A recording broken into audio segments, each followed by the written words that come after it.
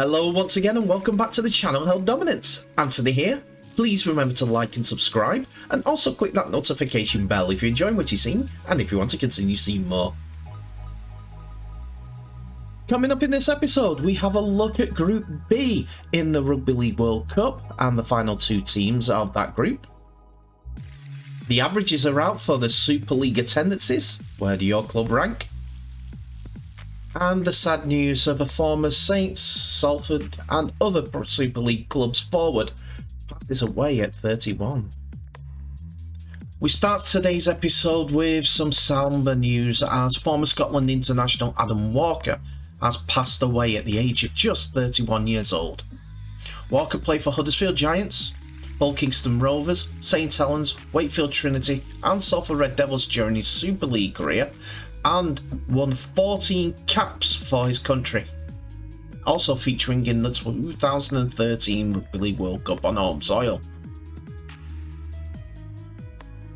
Walker also had spells with Barrow and Swinton and was last in action with Leigh Centurions, although his brief spell came to an end in 2020. A number of former clubs, internationals, Scotland Rugby League and also teammates paid tribute to him via social media, and Scotland Rugby League said everyone involved with Scotland Rugby League is saddened to learn of Adam's passing. Adam played with pride every time he stepped on the pitch for Scotland and was a member of the 2013 World Cup squad and a part of the 2014 European Championship winning squad. Our thoughts are with Adam's family and friends at this time. His former teammate at Salford, Jackson Hastings, said, "Rest in love, Fozzie. Absolutely horrible news. One of the best offloaders I've been lucky enough to play alongside. Champion teammate and someone who was misunderstood.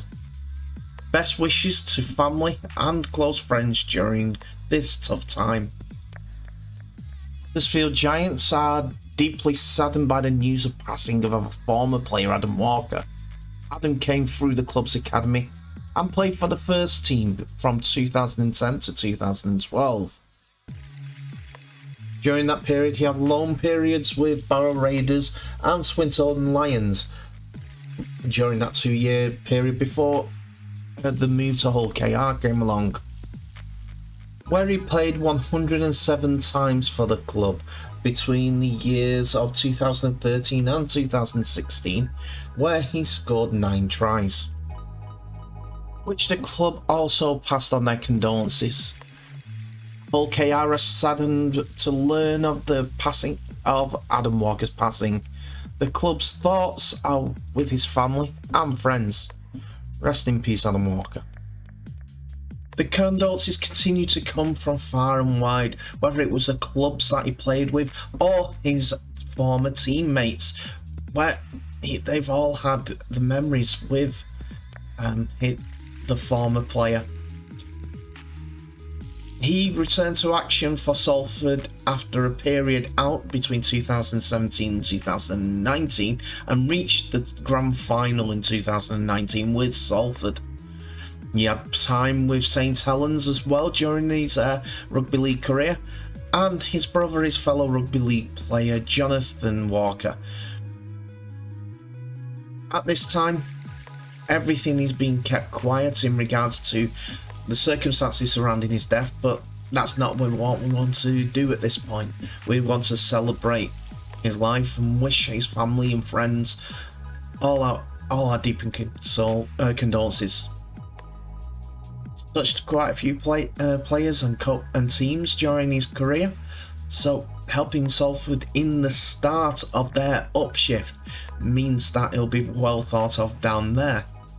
Hull KR 108 games, 107, 108 games, and joining Huddersfield as a junior. So I can just come up with one other thought on this: is in another life could be playing in this Rugby League World Cup. It's a sad time, but hopefully our Rugby League can come together and celebrate his life so that the family can get a semblance of their thoughts and how everyone thought about him. Rest in power, Adam. God bless.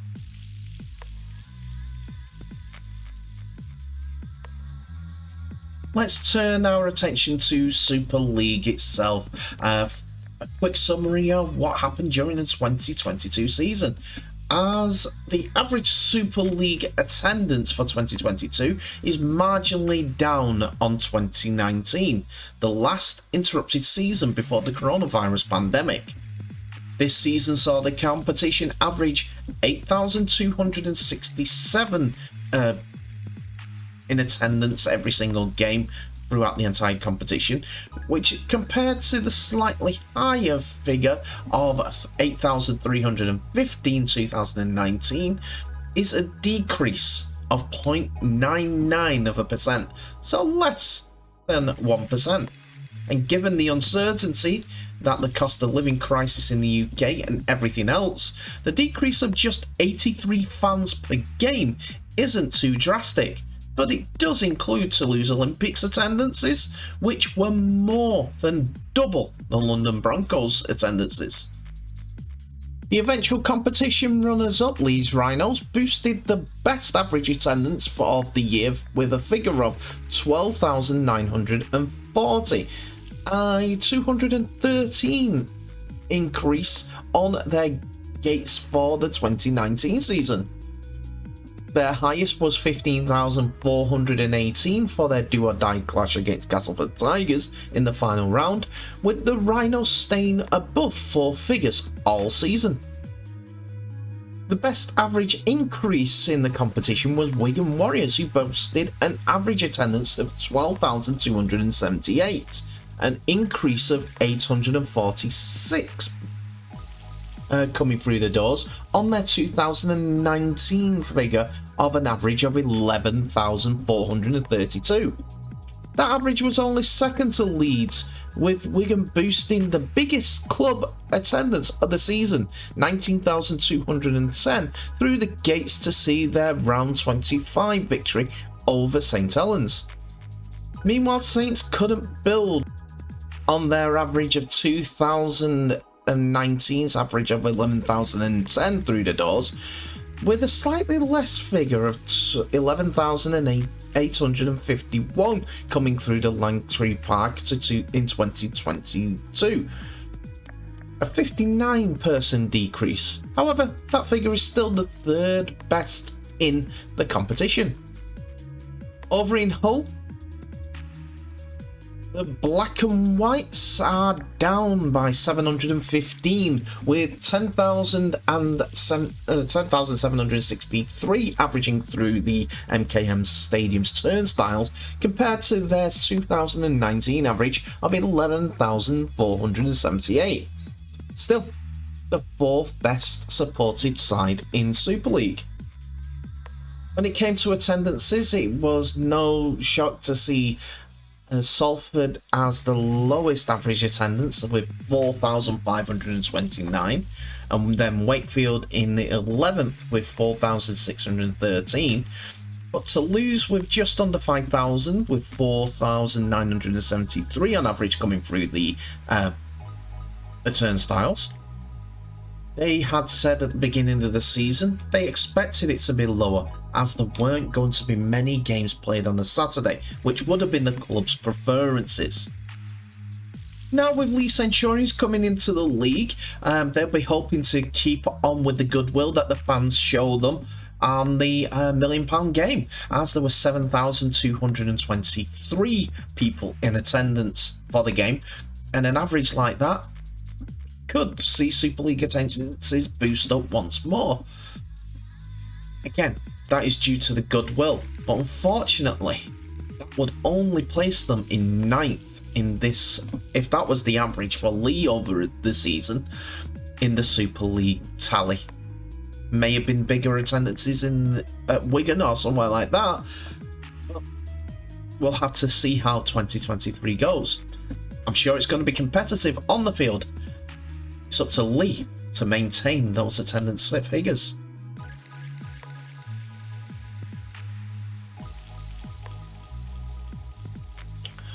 are now going to continue with the look into the squads for the Rugby League World Cup, as Group B's 2 remaining teams have named their squads finally. First of all, we're going through Fiji, and they are led by coach Joe Rabelli, and he has named his squad with back-to-back Premiership winners Api Coruscant, who was in yesterday's episode, and Viliami Kikau in the squad, as well as Eels winger Makers Evo. The downside, though, is that Eels centre Waka Blake is not in the squad, and neither is Tariq Sims, Daniel or Jacob Sayafiti. I think they're playing the long game by looking at Origin for their futures in the club game, as a World Cup is not around until 2025 after that. Several other NRL players have been named in the squad though, with Tui Kamikamacha, Michele Ravalawa, Semi Valimea, Brandon Wakeham, Sunaya Taruva, and Isaac Lume all being named. Buate Karawalevu, Pioseki, and Taniela Sadrugu are also named in the squad.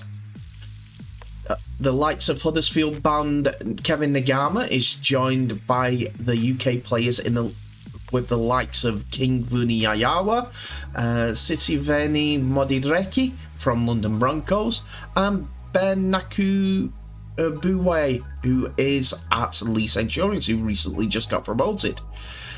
The only French-based player in the squad is Joasa Drodrolagi, and I apologise if I got any of those pronunciations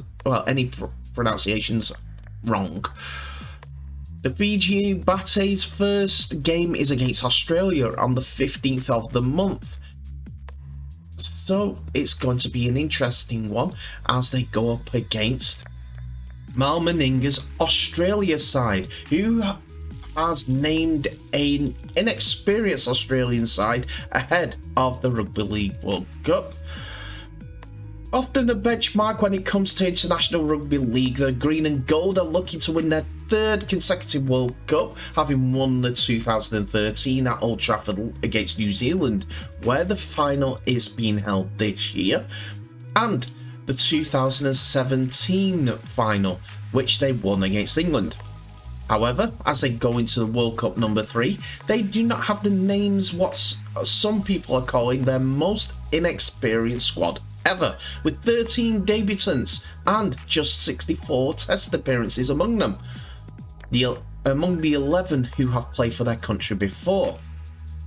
Australia have only played 4 games since they won the World Cup in 2017, which is partly the reason for this inexperienced squad, which has new skipper James Tedesco and a new vice-captain in Isaiah Yeo. The interesting battle will see who is going to be in the number 7 shirt, whether it's in the form of Daly Jerry Evans, who we see here, or grand final hero Nathan Cleary.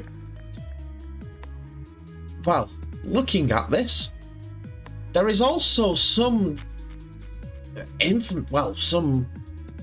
discussion over the man of the match in the grand final, as the squad is without Dylan Edwards.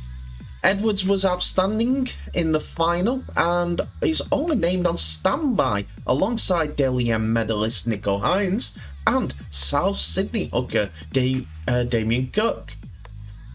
So looking at this, they'll be looking at the 2 Camerons to run the show, with Murray in the loose forward second row position and Munster being the standoff. It's more than likely going to be Nathan Cleary at 7, but there could be a case of Matt Burton being involved.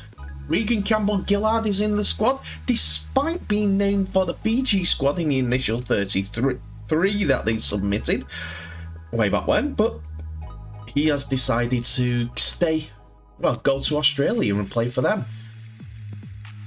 There's youngsters in the squad like Jeremiah and Nane that will be ones that everyone will be looking out for, and also Maritulagi, as the North Queensland Cowboys pair have been setting the world alight, helping the club go further than they've done in the last few years. But then there's the old stagers like Daly Cherry Evans, Valentine Holmes, and also Captain James Tedesco, who's looking to win the World Cup for the second time after being with Italy in 2013. We'll have to see how the squads go, but at this moment in time, you're looking at the favourites for the entire tournament.